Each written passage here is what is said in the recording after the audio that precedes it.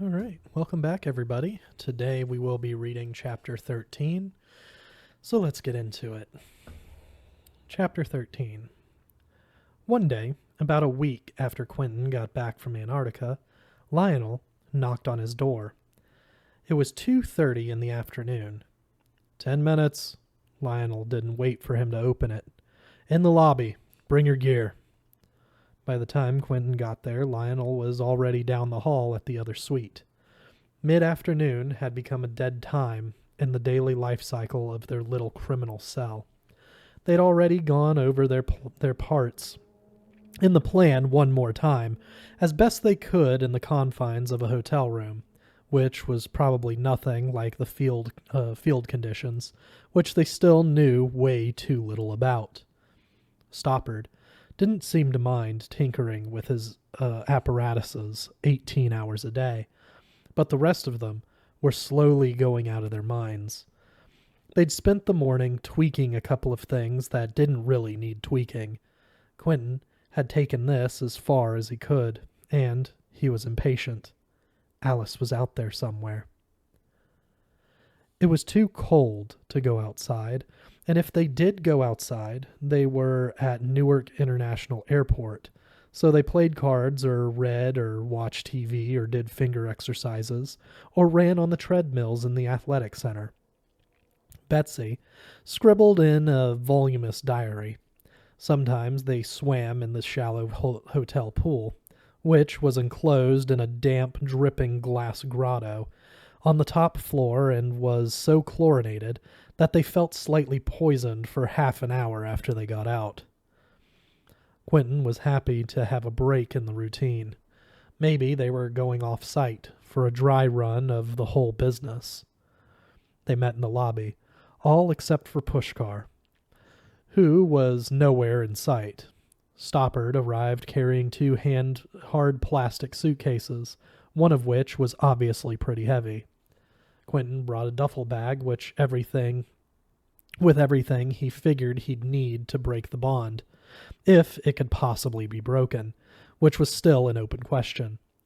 It wasn't like they had one to practice on. He had Mayakovsky's coins in his pocket.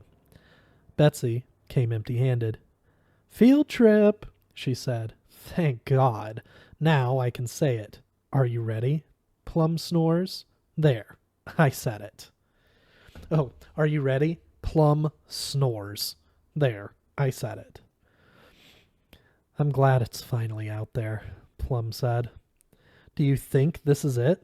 Stoppard said. "I mean, is this the job?" "No." Betsy shook her head. "Dress rehearsal. Shakedown cruise." "We'll meet the others on site," Lionel said, and he led them outside. It was the white limo again. This time, the driver got out, and Lionel got behind the wheel. The rest of them climbed in the back. It was a good idea. Quentin was all for improvisation when there was absolutely no other choice, but it would be nice to be as overprepared as possible. Maybe the bird had even set up an incorporate bond for them to play with. The limo accelerated onto the highway, heading north. The intercom clicked on. "Cardboard box," Lionel said. There was one on the floor in a corner. Quentin slit the tape with a key. It turned out to be full of clothes, shiny black parkas and black jeans, and watch caps. "Find your sizes. Get changed." It was all very Black Ops. Stoppard rooted through the box excitedly till he found a parka that fit him. He pulled it into his lap and fingered it tenderly. "I am in love," he said. "I am in love with this coat." Betsy had already whipped off her pants, revealing practical white underwear and a pair of very pale leggings, and begun pulling on her jeans. "This tapered shit is so Jersey," she said. "I think I'll wait," Plum said. The limo crossed the Hudson into Manhattan, then forged on farther north, through Yonkers, and then veering east into Connecticut. Quentin watched the world flow by, hulking overpasses, brick housing projects dense with 2 small windows. Strip malls with giant signs shouting at the traffic.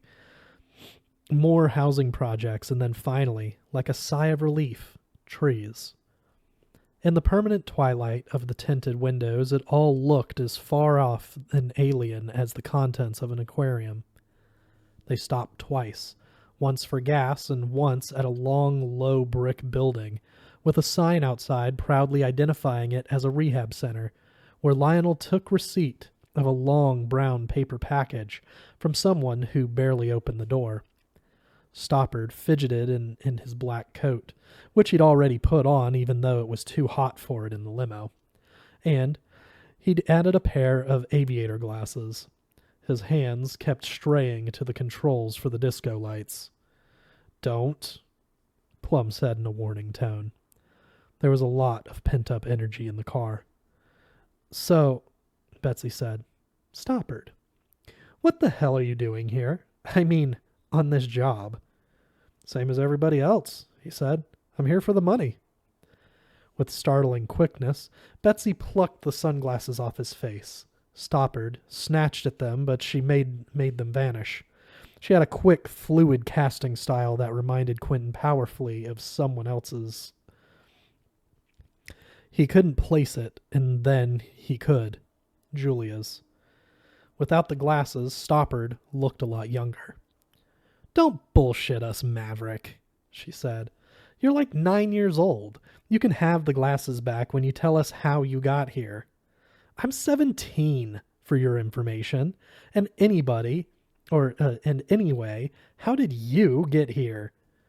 "Well, let's see." She put a finger on her chin and looked up and to one side, pretending to think. "I'm the best there is at what I do. I have some things I need to take care of, and it'll be a lot easier to do that with $2 million. And I enjoy violence and riding around in stretch limos with nerds. The end." She smiled. "Now you." If Stoppard had not already had a raging crush on Betsy, he had one by the end of that speech. Either way, some of that attitude went out of him. "I just like building stuff, I guess." He wanted to play the game the way she had, but he had nowhere near the necessary reserves of sarcasm and sang-froid. So he wound up just being honest. "I was into computers for a while, but it was hard to get what I needed, you know? Even when you build your own gear, the chips are still pretty expensive, and I've been with a couple of foster families. You don't get any privacy. You can never hang on to your stuff, especially when it's worth something. None of my families were magic. A couple of guys at the Best Buy, they got me into it. But pretty soon, I kind of left them behind. When I get focused on something, I just have to figure it out, you know? I don't stop. I wasn't going to school much at this point, and where I live, you don't want to be outside too much. I had a lot of time on my hands. In my last family, I got my own room. Give a nerd enough time and a door, he can close, and give a nerd enough time and a door he can close, and he can figure out pretty much anything. But anyway, magic plus computers, not a good combination, so I figured I had to choose one or the other. But then I found horology. Horomancy? Please, tell me that word doesn't mean what it sounds like it means, Plum said. Clock magic. It was the best of both worlds, really. I always liked the hardware side, and it's easier to scrounge parts for clocks than computers. You would not believe what people throw away. Plus, you can steal stuff sometimes too, if you have to. After a while, I got some pretty sophisticated apparatus going. Seeing what kind of magic I could get traction on. Temporal effects, obviously.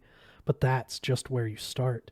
You work your way outward. Weather, optics, probability, field effects. Mostly, I was figuring this stuff out on my own. It has a different feel from all that gobble-gobble stuff you guys do. He waggled his fingers like he was casting a spell. This is more slow and steady. Tick-tock, tick-tock. Quentin was developing some respect for Stoppard. Genuine loners were rare in the magic world, but this guy was the real thing.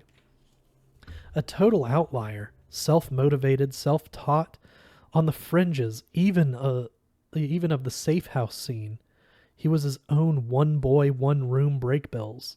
He wasn't much to look at, but Quentin never would have gotten anywhere near magic all by himself in Brooklyn. Anyway, I must not have kept it as quiet as I thought, because one morning I woke up and there was a letter on my bed about the meeting at the bookstore. After that, it was a no-brainer. I mean, forget about the cash. The gear that Bird got for me? He must have pretty much infinite money. Stuff I only ever read about. Pretty much my wet dream. Pretty much, Betsy conceded.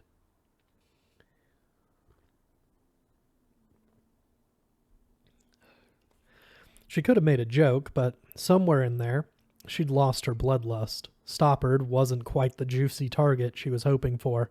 Too innocent. Too easy. If you're into watches, Quentin said, take a look at this.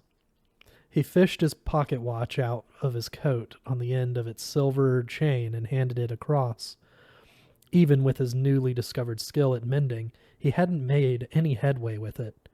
Stoppard took it the way a vet would take a charge of a wounded sparrow. He regarded it from different angles, held it to his ear. His manner became quick and professional. Doesn't run? Not at the moment, Quentin said. Think you could get it going? I don't know. Probably. Stoppard put it in his lap and cracked open one of the hard plastic suitcases, which was evidently purpose built to hold a set of tiny glittering steel tools. He took out a jeweler's loupe and selected one pair of tweezers and put another in his mouth. Then he opened the back of the watch to look at the works, something Quentin had never been able to do. A faint pale light filtered out.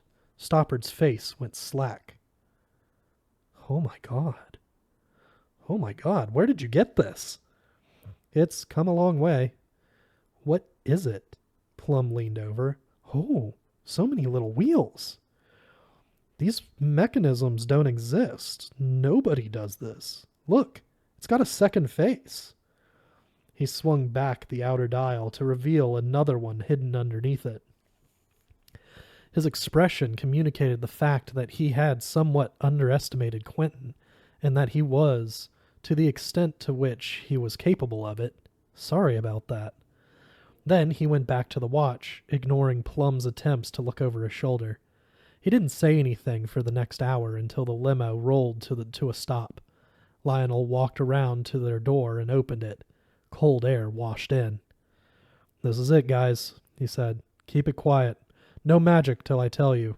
We're still a couple of miles from the house, but we don't know much about the security. Wait, what?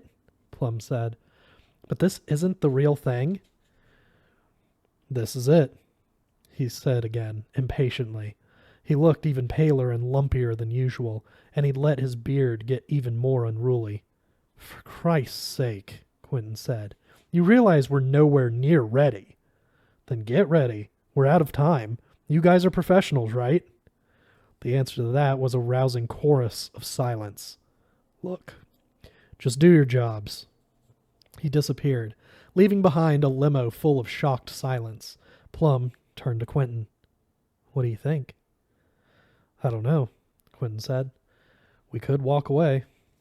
Giving up now would be hard. He'd be set back months, and that would hurt. But this was more risk than he'd signed on for. Oh, come on, Betsy said. It's just a job. That's my point. No way is this worth getting killed over. Just breaking the bond alone, I'm putting us at about a 50-50 shot, Plum said. Let's think about that for a second. Let's think about this. Betsy leaned across from the seat opposite. She smiled as if she was confiding a wonderful, intimate secret. If you leave now, I will hunt you down and kill you. I will never stop till I find you. I've given up too much, and I am too close.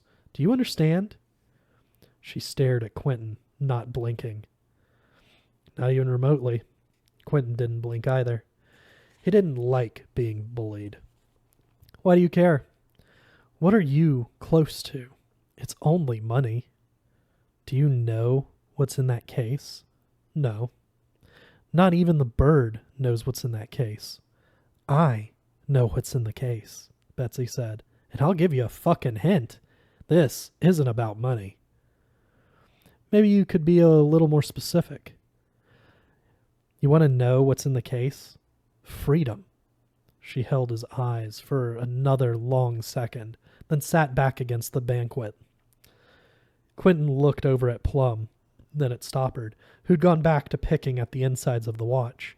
The prospect of starting over again at the beginning, finding some new way in, was not appealing. If they could just get it right and get it over with, he could move on with his life.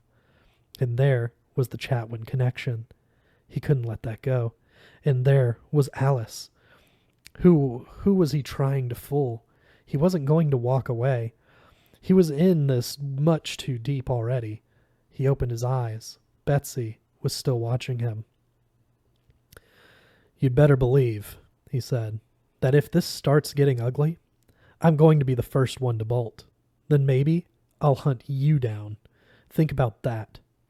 Quentin put a hand on Stoppard's shoulder, who looked up at him as if he were waking from a dream. Better give me that back for now. You can look at it later.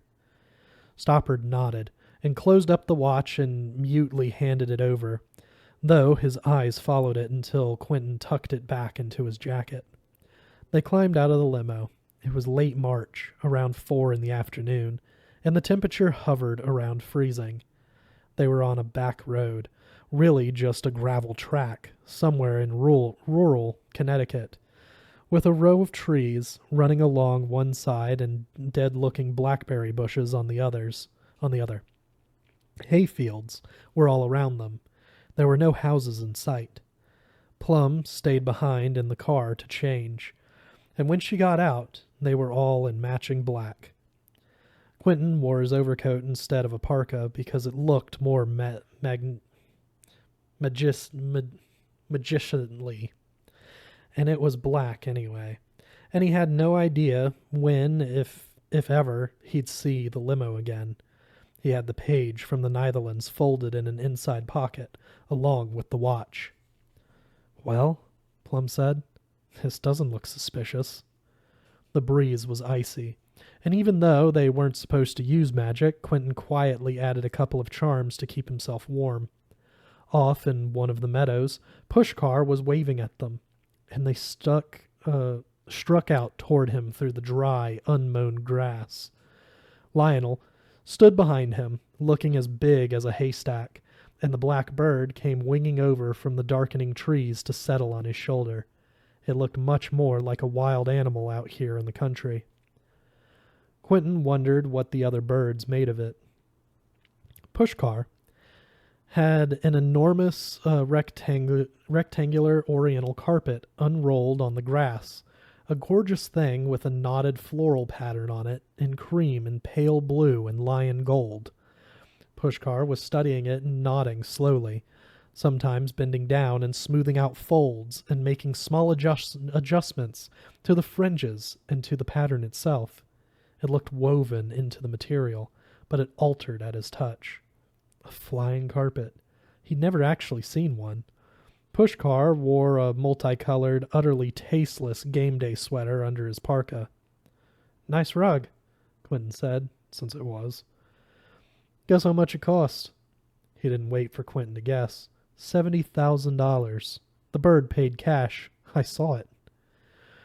They stood around the edges. The gathering looked like a cold, formal, badly planned picnic. The bird addressed them from the top of Lionel's head. We found the couple a week ago. They are in a house 2 miles northwest of here. A large estate, with nothing else near it. We have been watching it, learning their routines. This morning, something agitated them. We are concerned that they are preparing for something. Maybe they are going to leave. Maybe they will upgrade security. We don't know. But there is no more time. We will make our attempt tonight. Questions? Quentin couldn't think of any. Plum sniffled in the cold. Stoppard picked up his case. Is it okay if I... Sure. Pushkar nodded, and Stoppard stepped gingerly onto the carpet, as if he were worried it would scoot out from under him, or roll up with him in it. He kneeled down and opened both suitcases. One was full of tools. The other one, the heavy one, contained a stumpy, silvery steel cylinder about 1 foot in diameter and 2 feet long. That's what he'd been working on in his room, apparently. Quentin had seen it in pieces, but never put together. It had a white enamel clock face on one end, and a cluster of small wheels and dials on the other. Stoppard unfolded a spindly stand and placed the cylinder on it, then opened the steel case and started fiddling. Lionel wandered off. He was wearing only a black sweatshirt, the same one he'd been wearing that night in the bookstore, but he didn't seem to feel the cold. At least, they had a big bastard on their side. Betsy began a stretching routine. I feel like we should be doing something, Plum said. I wish I smoked. Do you want to go through the spells again? Not really. You? I would, but I think my head would fall off. So they sat down cross-legged on the carpet in the cold and waited. Quentin could feel Mayakovsky's coins in his pants pocket. They felt good. They felt like confidence. Stoppard took out a small metal crank, lifted one end into a socket on the back of the machine, and began furiously turning it. Mainspring, he said happily over the ratcheting sound. His breath puffed out white. White alloy. Constant, even source of kinetic energy. Tough to mess with magically. What does this thing do? Security, mostly. It puts a bubble around us, makes us very hard to see or hear or detect magically. It should also keep us warm, which I personally can't wait for. Quentin realized Stoppard didn't know even basic personal warmth spells, so he cast a few on him as he cranked the mainspring. The bird watched it all. If it was anxious or impatient, there was no way to tell. Once the machine had been ticking for a few minutes, Stoppard detached the handle and stowed it away. He made a couple of adjustments, and there was a soft whirring sound, a hummingbird's wings against a window, and the hands of the dial began to move. It chimed twice, clearly and musically, and light flashed deep in its gleaming innards, like lightning inside a thundercloud. The wind died around them. There were no other perceptible effects, but Stoppard looked satisfied. He shut the case. Lionel wandered over, frowned, and nodded. Good, Lionel said. Everybody on. Pushkar, take us up. At a word from Pushkar, the carpet stiffened under them and smoothed itself out, as if the squashy grass it was resting on had been replaced by a smooth ballroom floor. They all instinctively clustered in the middle, as far as possible from the edges, and the carpet rose rapidly and silently up into the sky. 50, 100, 200 feet, high enough to clear the tallest trees. It was a restful, dreamlike feeling, less like flying than like being in a glass elevator with no building around it. Now Quentin could see that they were in a sparsely populated area, lightly wooded, the houses large and far apart, some of them dark, some glowing with friendly yellow light. No one spoke. The carpet stopped rising, paused, and began to swim gently forward, smoothly, like a raft drifting on a calm river. The rug's tassels hung down limp in the steel air. As they got less afraid of the edges, they gradually spread out. From this height, they could appreciate the meticulous work of whoever had been the last person to mow these fields. They'd left a neat, even looping pattern of darker and lighter stripes. After 5 minutes, the bird said, There. Lionel pointed for him. It was a big gray-roofed mansion about a mile away, not ostentatious, just a very big fieldstone house with white trim, in the Gregorian style, though on a mega-Gregorian style. Tasteful, Betsy said. Lot of money out here, Lionel said. Bankers. I hear Judge Judy's house is here somewhere. It was hard to imagine a universe in which Lionel watched Judge Judy. The shadows of the trees on the edges of the meadows stretched longer and longer, melting and running as the sun drifted downward. When they were half a mile from the house, Pushkar stopped the carpet, and there was a rapid conversation between him and Stoppard and the bird as they dismantled some kind of invisible but ticklish outer security perimeter, which required a lot of careful massaging of Stoppard's machine. The speed and pitch of the whirring spiked and then slackened again once they were through.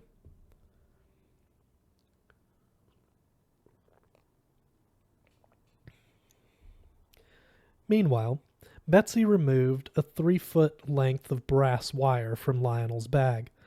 She scored it every few inches with the blade of a leatherman, then bent the ends with the pliers and hooked them together to form a rough hoop a couple of feet across.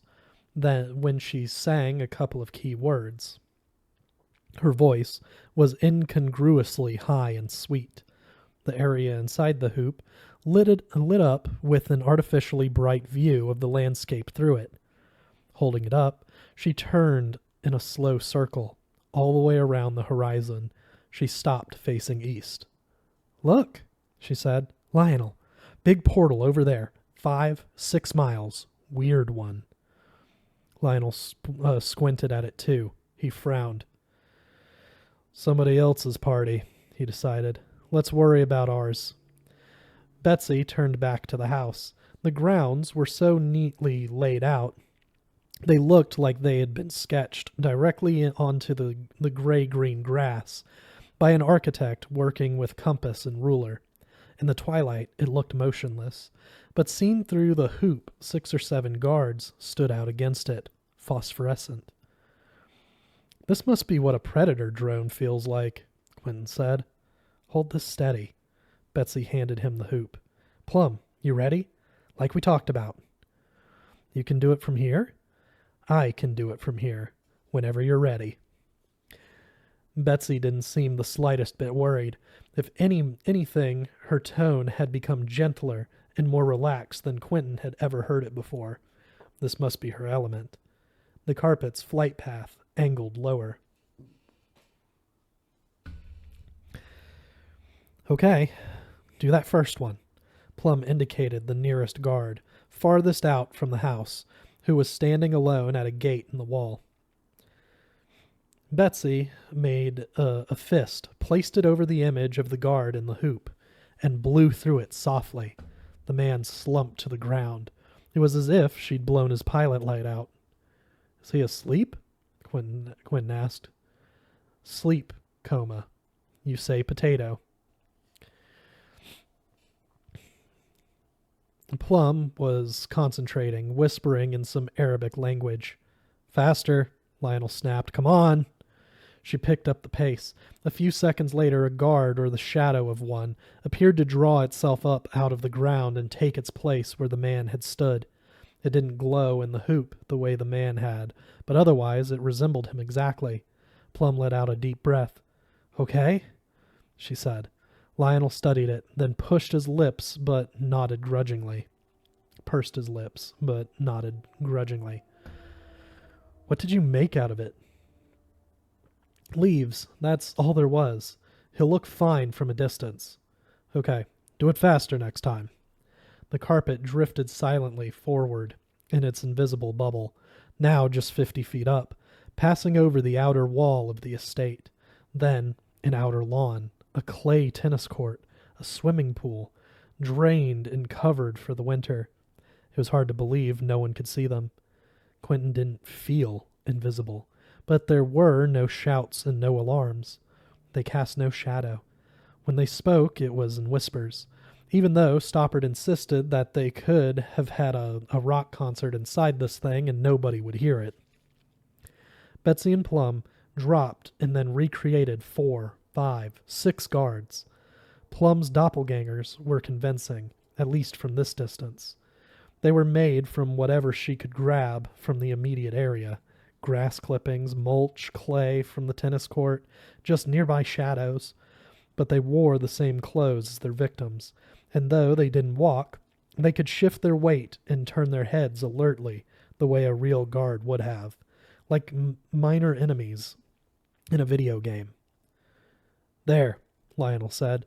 "It's that window. The wing on the right. Top floor, middle window." "That's where the case is?" Quentin said. "That's where we get in." For a second, Quentin didn't know what was missing. Then he did. Stoppard's machine had stopped ticking.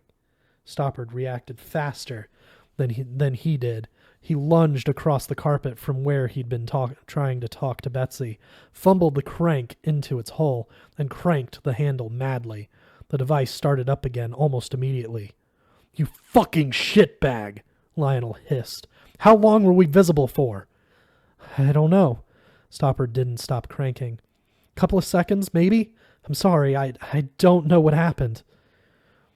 They all waited for the alarm to go up. Everyone held still. It was not unlike being in a submarine and waiting for the depth charges to stop dropping. The carpet kept sailing forward, unfazed. Quentin stepped rapidly through a very hard shield spell that would stop a bullet, probably, if he were facing in exactly the right direction. But the depth charges didn't come, and they kept going. When Stoppard got tired, Quentin dropped the spell and cranked instead, until the mainspring protested. This is ridiculous, Quentin thought, but coldly, he wasn't going to let himself panic. We're making it up as we go along. Pushcar slowed them down and commenced fine adjustments, drifting a little left, then right, up and down, whispering patiently to his steed, a pilot steering a tanker into a narrow slip. They were close to the house now, passing over a tiled terrace strewn with weathered Adirondack chairs, and they could see into a few rooms where the lights were on. Quentin got a glimpse of a woman standing up at a counter, drinking coffee and reading a magazine. 2 men stood outside on the patio smoking. They held their cigarettes, Eastern European style, like darts. They could have been anybody, in any house, anywhere. The carpet was going to pass barely 10 feet over their heads. The invisibility field brushed a tree branch. Instead of just passing through it, the branch snagged, as if the field were a bubble of tacky glue, then curved and bent. They watched helplessly until it finally gave and a handful of oak leaves tore off. Quentin's toes curled. But at the same moment, the oak branch snapped. Something fell inside the house. A coffee cup, it sounded like, and smashed on the floor. The 2 men turned. Someone swore. A woman. They were distracted. The moment passed. That wasn't luck. Luck doesn't come that good. Somebody must have. Yes. Lionel was finishing up some arduous piece of probability warping magic, breathing hard with the effort. "Nice," Quentin said. "Shouldn't have needed it." "It's not his fault," Quentin said. "He never even got to test it. We're lucky we got this far." Lionel looked at him more surprised than angry, like he didn't realize Quentin had the power of speech. "Shut the fuck up," he said, and turned back to the house. They came to a stop in front of the window and hovered there, the tasseled edge of the carpet pushed up against the white clapboard of the house. There was no light inside. Stoppard took out a little brass scarab from one of his cases and placed it on the window. It crawled around it in a large square, and wherever it crawled, it left behind a cut in the glass. When it was done, Stoppard placed the cut square on the carpet carefully and returned the scarab to its case. "Quentin, you're up," Lionel said. What am I up for? That. He pointed to the hole in the window. Time to pull your weight. It had actually occurred to him that he was the only one who hadn't done anything so far. Quentin peered into the hole. It was scary, but he was glad the wait was over. He needed something to do. Quentin thought back through his brief and glorious history with Wet Ops, invading Ember's tomb with Dent and Fenn, attacking the castle on Benedict Island. He was less terrified than he had been the first time, less manic than he had been the second. Maybe that was experience. Give me a minute, okay? To do spells? Lionel looked at Stoppard for the okay, then nodded. Quentin closed his eyes, placed 2 fingers on each lid, opposite hands, so his wrists were crossed in front of his face, and pronounced the words of an Indian night vision charm. When he opened them, it was as if the brightness and contrast on the world had been turned up and all the colors dialed down. Pushkar shook his head pityingly. Later, we will discuss your Hindi. Stoppard was fussing with his clockwork. She's getting pretty warm, he said. I'd say she's got about 15 minutes. He shushed it gently, as if it were a feverish child. 15 minutes, Plum said. It's going to take that long minimum just to break the bond. Minimum. So get moving, Lionel said. Quentin stuck his head through the hole and saw perfectly clearly, though in slightly false pastel colors, a huge empty guest bedroom, lavishly furnished. It was a lot nicer than the Marriott. He crawled the rest of the way inside. The bird fluttered through and lit on his shoulder. He flinched, but not as hard as the first time. Walk out into the hall. Turn right, then left at the corner. Left again. Then, first door on your right. There is no one else on this floor. We will follow with the device. Just stay within its range. As it turned out, the device followed all by itself. The stand on which it rested clambered nimbly through the window on its 6-jointed legs, like a giant ant with one staring white clock eye. The thick white carpet swallowed its footsteps. Quentin peered out into the hall, left, then right, feeling like a kid sneaking out at a sleepover. The bird was right. No one there. The walls were bare of pictures. The house looked like the anonymous luxury vacation rental that it probably was. For just a minute, Quentin allowed himself to think about what he would do if this actually worked. He'd buy a house. He'd study Niffins. Could he summon Alice? Bind her? Was she a demon now? He would break back into Brakebills if he had to. Maybe Hamish would let him in. He'd go back to Mayakovsky if he had to. He turned left at the corner, and immediately the corridor was revolving around him like a tunnel in a funhouse. He flopped over and hit the carpet hard. He gripped it, tried to wind his fingers into it, feeling gravity shift around him. Christ, what did he expect, invading a magician's house? He looked back over his shoulder, but he was alone. Everyone else was gone, and the spinning corridor stretched out into infinity. And then it didn't. The others were standing there watching him with expressions of mild concern as he lay flat on the floor, desperately groping for a handhold, and Plum waved away the last shreds of the illusion. Get up, Lionel said. Trap, Plum said. You're fine. He got to his feet cautiously. His heart rate was already easing off. She was right. He was fine. Left again, and there was the door on the right.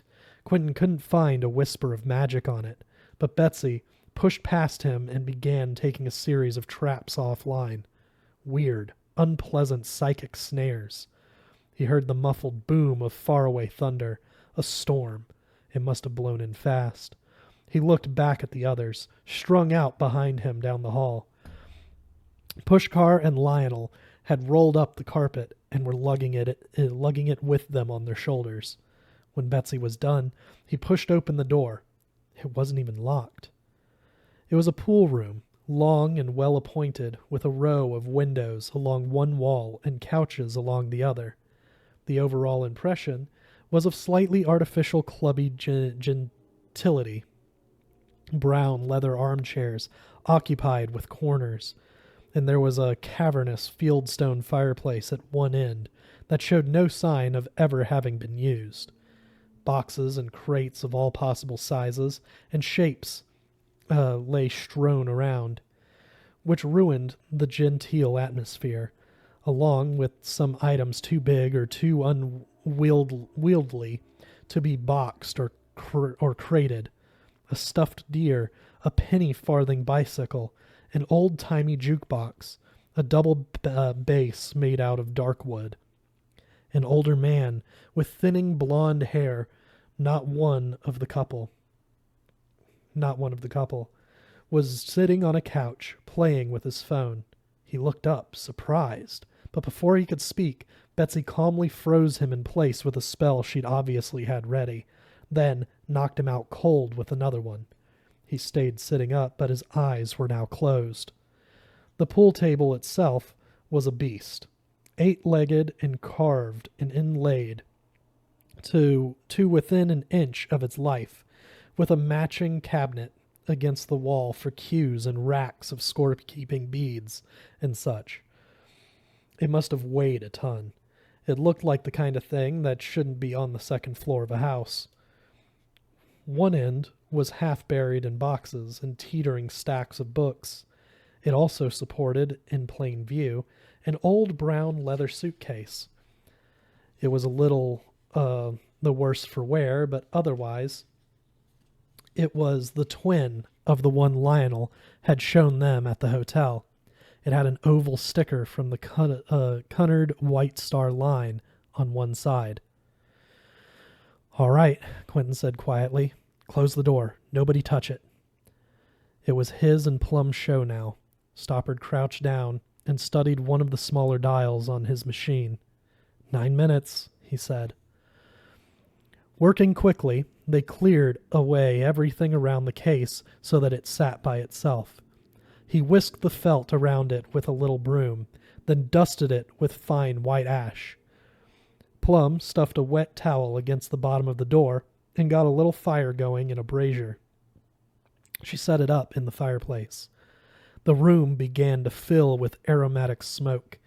In the background, Quentin could hear Betsy laying down barriers and traps, preparing for the moment when Stoppard's bubble popped and the owners of the house abruptly and calamitously became aware of their presence.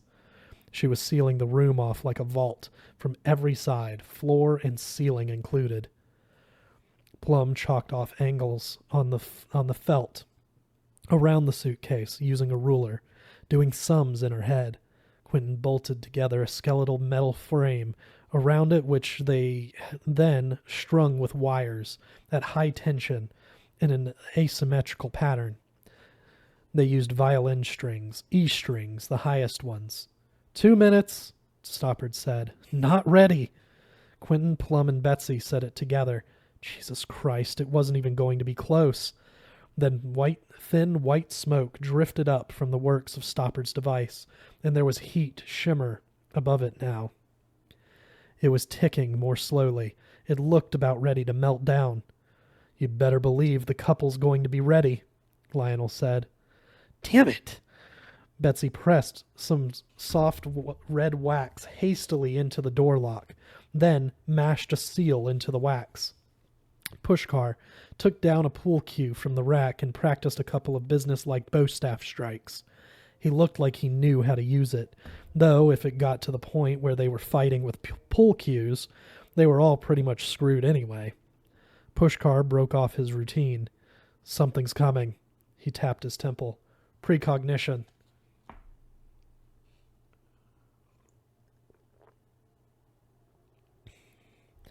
"Get the carpet ready to go," Lionel said. "Quentin and Plum, how much longer?" Still reciting smoothly, Plum held up 4 fingers. Quentin took a tuner out of his pocket and began plucking the strings on the cube. Perfect fifths, and they had to be precise to within a couple of hertz. Betsy formally addressed herself to each wall, then the floor, then the ceiling, hands pressed together, her lips moving. Each wall flashed silver as she did so. Plaster dust drifted down from the corners. Stoppard's device sighed quietly as something inside it snapped or melted fatally, and the ticking stopped. No one moved. For a long moment the only sound in the room was Plum whispering over the case. Quentin gripped one of Mayakovsky's coins in one hand. Hoarse shouting came from somewhere on the first floor, then silence. A door slammed. Pushkar peered out a window, shook his head. Nothing yet. Betsy was bobbing up and down on her toes, flexing her fingers, practically humming with excitement. Lionel stared grimly at the door, grinding his teeth. He squared off his blocky hands in front of him at chest height, fingers spread, thumbs touching. The floor bounced once under them, hard, and then a second time. Quentin had to put a hand on the pool table to keep from falling over, and a couple of stacks of boxes toppled. They were trying to break through from below. He kept his place in the chant, just barely. Footsteps pounded by in the hall, then stopped outside the door. Something Betsy had left out there went off with a sharp bang, but it was hard to know if it was any good. Almost time. Quentin and Plum kept their gazes locked to make sure they were in perfect sync. The door started to vibrate in its frame, hard, making an even tone that gradually rose in pitch. A thump and a dent appeared in the wall at head height, then another, then a third. But they had it. Time. The strings were chiming all at once, without even being plucked. If it was going to work, it was now. Quentin gripped the coin in his hand. He thought he could feel it getting warm, getting ready to give up its payload. He took a breath. Soundlessly and all at once, the lights went out. Did he do that? No, he hadn't said the key word yet. Plum cocked her head in the semi-darkness, confused. The windows blew in. Torrents of broken glass gushed onto the floor. The shock wave chucked Quentin carelessly against the base of the opposite wall. It wasn't enough to knock him out, not quite, but his brain got stuck for a few seconds, and he forgot where he was. When he'd recovered enough to get to his knees and take his hands away from his face, the room seemed to be full of struggling figures, wearing robes. "What the hell?" he whispered. Something bad was happening. For a second he thought he'd lost Mayakovsky's precious coin, but no, there it was, a few feet away on the rug, still shining with unexpressed power. And he had just enough presence of mind to sweep it up and shove it in his pocket. The dimness churned with strange people. Two of them had Betsy pinned against the wall, and she was screaming curses at them. There was something strange about them. Their hands. They weren't flesh. They glowed a faint pale gold, and they were slightly translucent. You could see things through them. He started to get up, but one of them was standing over him. She put a foot on his chest and pushed him over backward. It didn't take much. Quentin looked at the foot. It was an ordinary foot. A woman's foot. Leather sandal, definitely human. There were 7 or 8 of them. It was hard to get a good read in the dimness. Another woman stepped up to the case. Out of nowhere, Pushkar popped up behind her and belted her in the back of the head with a pull cue. He tried to. The cue snapped like balsa wood, like he'd hit a marble statue. And the one who had her foot on Quentin uncorked some spell one-handed that made him freeze and fall down flat, stiff as a board. Ignoring the action around her, the woman studied the cage Quentin had set up. In the golden light of her hands, her face looked mildly amused. She picked it up and tossed it aside. Then she spoke a few words over the case in a businesslike tone. She could have been ordering a pizza. There was something weirdly familiar about the way she talked. She pulled the suitcase loose, just like that. There was a ripping sound, exactly as if it had been held down by nothing more than Velcro. Then It came free. She tucked it under her arm. These people were thieves, like them. They let Quentin and his pals be the fall guys and take out the take out the security. Then they walked in and robbed the robbery. In his concussed, addled state, Quentin mostly felt admiration for their calm competence. They were doing a good job.